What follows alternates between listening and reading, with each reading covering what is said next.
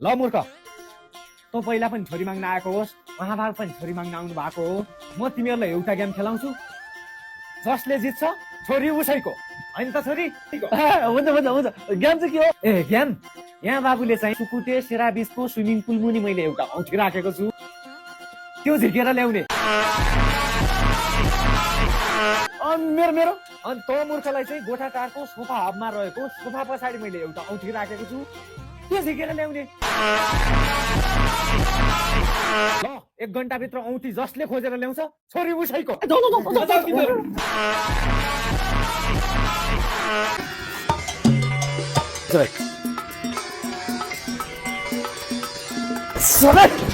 यस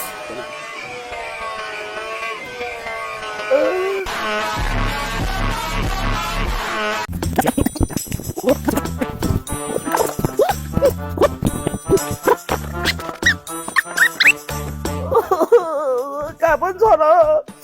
एउटा सोफाबाट आएको 1000वटा सोफा रहेछ अब हिरा खोज्न भन्दा नि गाह्रो रहेछ के अर्कैले देखाउने भयो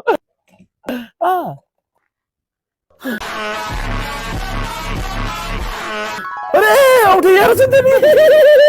बिहे हुने भयो मासल गएन पर्यो ढिलो भयो कि ल बाबु दराजहरू कुन कुन मनपर्छ हेर है त यसपालि त जन्ती भारा खा भारा भजन बोका सबै राम्रो नि सम्झना भा औठी भेट्यो बिहे गरौँ न भने छिटो गरौँ इत्राका बिहे छोरीको बिहे भइसक्यो उहाँसँग यो 1 घण्टामा सुकुटी पुगेर आयो के को 1 घण्टा हुनु मूर्ख 9 महिना भइसक्यो त 9 महिनादेखि यही सोफा हातमा थिइस् म 9 महिनादेखि सोफामा थिएँ छोरीको बिहे पनि भइसक्यो पिपी भइसक्यो